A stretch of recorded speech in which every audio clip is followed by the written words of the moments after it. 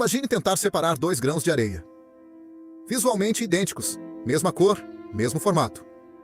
Mas um deles pesa exatamente 1% a menos que o outro. Agora imagine que você não está fazendo isso com 2 grãos. Você está fazendo isso com trilhões. E eles não são sólidos. São átomos em estado gasoso, girando a velocidades superiores à do som, dentro de uma máquina que você não pode ver por dentro, numa instalação que nenhum governo do mundo te convida a visitar.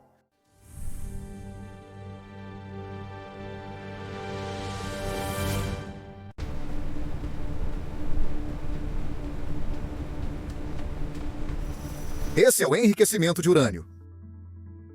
O urânio que existe na natureza não é combustível nuclear. Não ainda. O que você tira do chão é uma mistura de 2 átomos quase iguais. O urânio-238 e o urânio-235. A diferença entre eles? 3 nêutrons. Só isso. Eles são isótopos. Mesma quantidade de prótons, massas levemente diferentes. O problema é que o urânio-235, que é o que realmente sustenta uma reação nuclear em cadeia, representa apenas 0,7% de todo o urânio natural.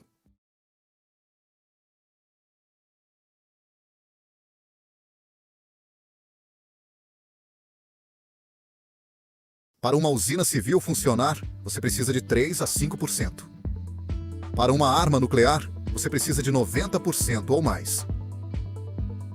Conseguir isso é um dos processos industriais mais secretos e sofisticados que a humanidade já desenvolveu.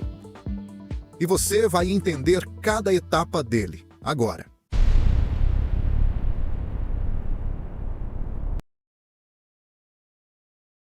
Começa no chão. As minas de urânio não funcionam como minas de carvão. Em muitos países, o método dominante hoje se chama lixiviação in situ.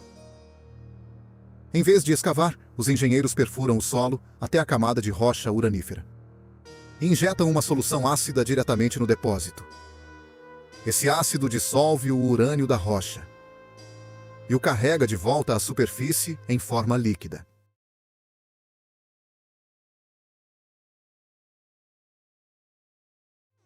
Onde o terreno não permite isso, existe a moagem convencional.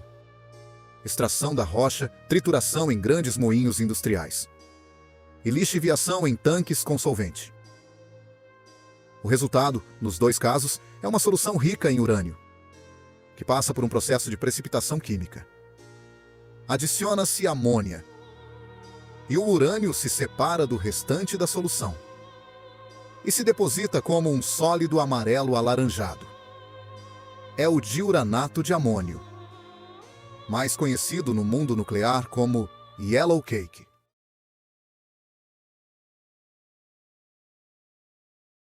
Parece que o trabalho acabou. Não está nem perto. O Yellow Cake é apenas um concentrado. Ele ainda carrega impurezas que tornam o urânio completamente inútil para qualquer processo nuclear. As mais críticas são o boro e o cádmio. 2 elementos com uma habilidade especial: absorver nêutrons. Dentro de um reator, nêutrons são o que sustenta a reação. Boro e cádmio os roubam, mesmo em concentrações mínimas. Eles travam qualquer reação em cadeia antes que ela comece. Por isso, o Yellow Cake passa por uma purificação química intensa, em múltiplas etapas, antes de seguir para a próxima fase. E a próxima fase é onde as coisas ficam realmente interessantes. Por que transformar urânio em gás? A resposta é física. Uma centrífuga separa substâncias por diferença de massa. Para funcionar, átomo por átomo, o urânio precisa estar na fase gasosa. Cada átomo livre, se movendo de forma independente.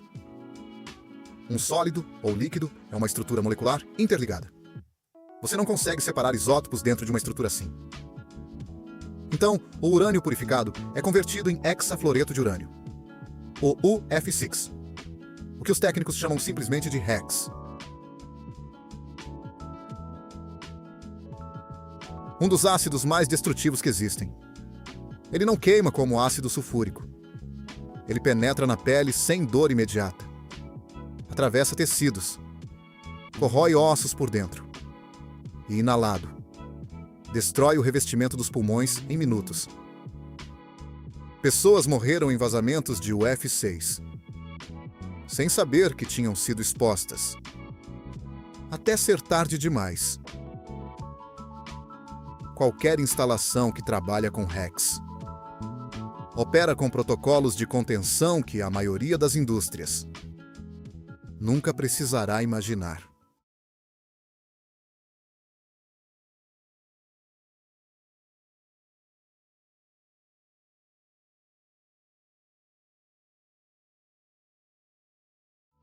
O nome da centrífuga que revolucionou o enriquecimento de urânio é ZIP. Desenvolvida por engenheiros capturados pelos soviéticos após a Segunda Guerra e levada ao Ocidente por Chernozip nos anos 50. A máquina parece simples por fora. Por dentro, é uma das peças de engenharia mais precisas que a humanidade fabrica em escala industrial.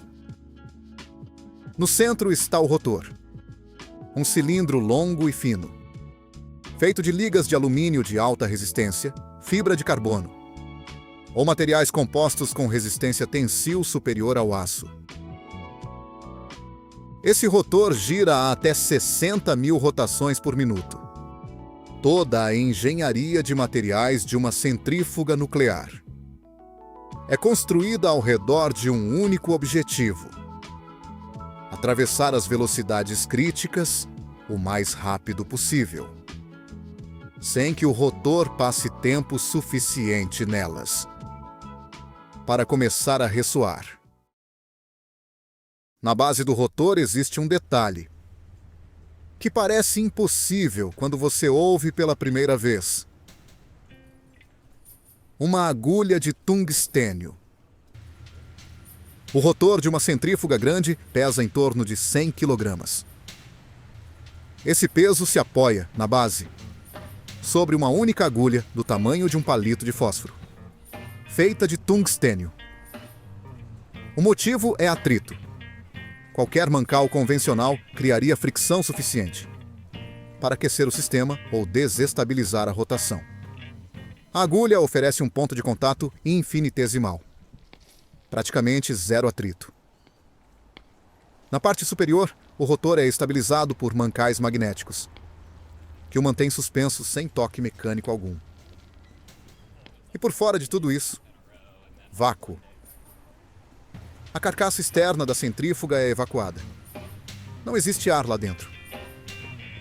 Se existisse uma única molécula de ar naquele espaço, o atrito gerado pelo rotor a 60.000 rotações por minuto produziria calor suficiente para fundir o metal em segundos. O vácuo não é um detalhe de conforto. É a condição de sobrevivência da máquina. O gás entra pela parte inferior da centrífuga em rotação. A força centrífuga age imediatamente. As moléculas mais pesadas, com urânio 238, são empurradas para fora, para as paredes do cilindro.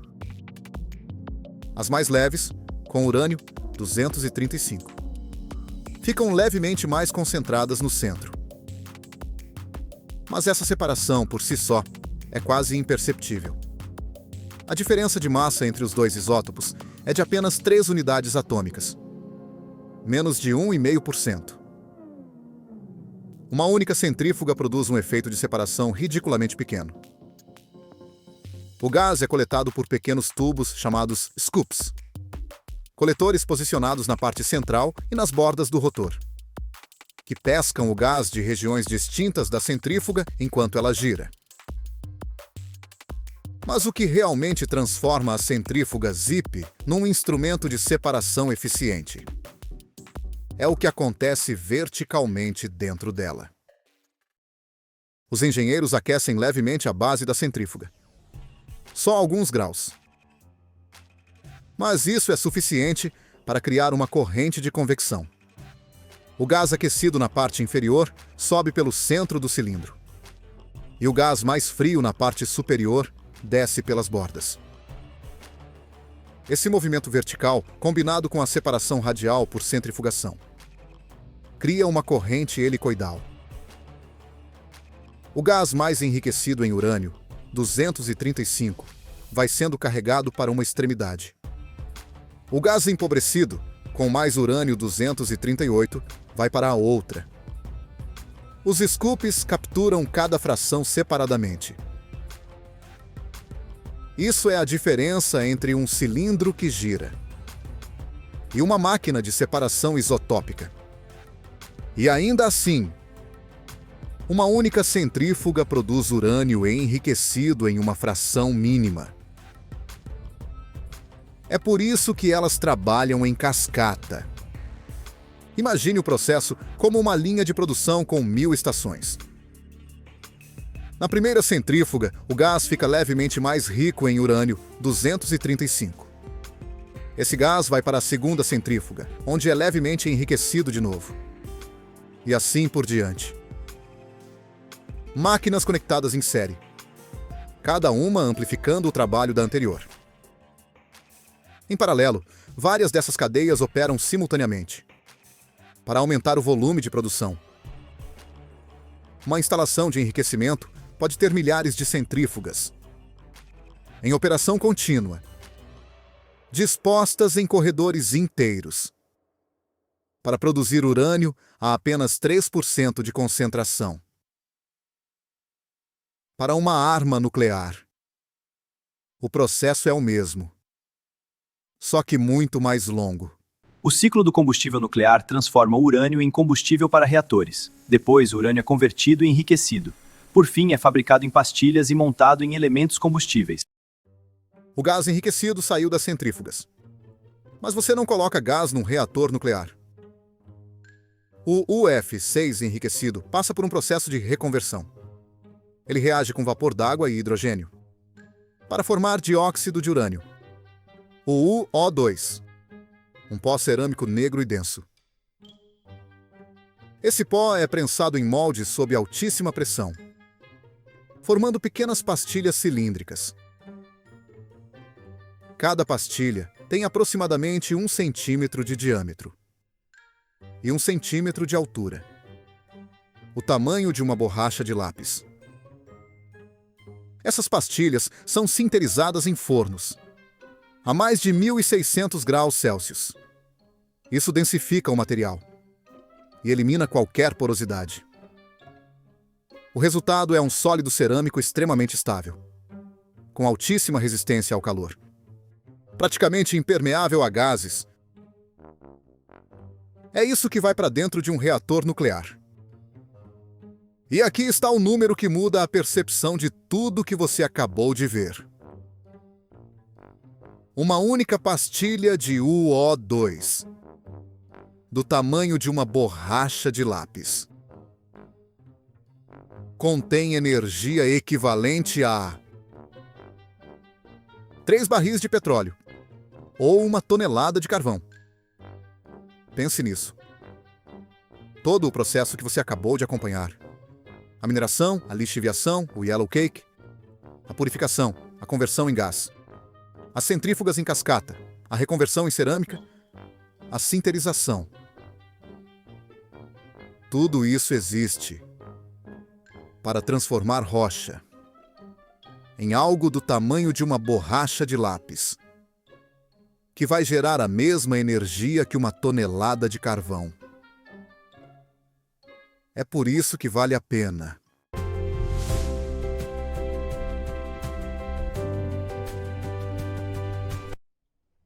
O Brasil está nesse jogo. As indústrias nucleares do Brasil, a INB, operam uma instalação de enriquecimento em Resende, no Rio de Janeiro, com centrífugas de desenvolvimento nacional. A tecnologia brasileira de centrifugação é reconhecida internacionalmente como uma das mais eficientes do mundo, em consumo de energia por unidade separativa. O Brasil é um dos poucos países do planeta que domina o ciclo completo do combustível nuclear. Da mineração ao elemento combustível.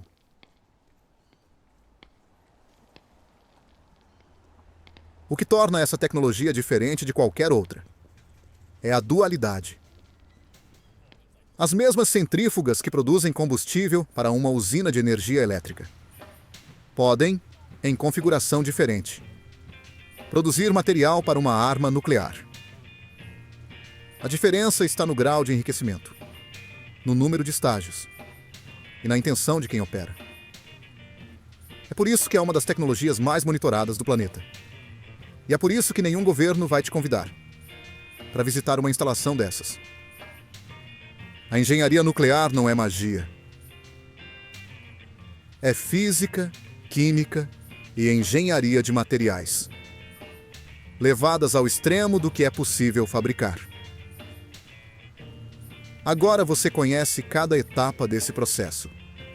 Quero agradecer de coração a todos que chegaram até aqui. Se você quiser ver outro processo industrial secreto destrinchado assim, comenta aqui embaixo. O Queremos Saber existe para isso. Explicar o que ninguém explica, com a profundidade que o assunto merece.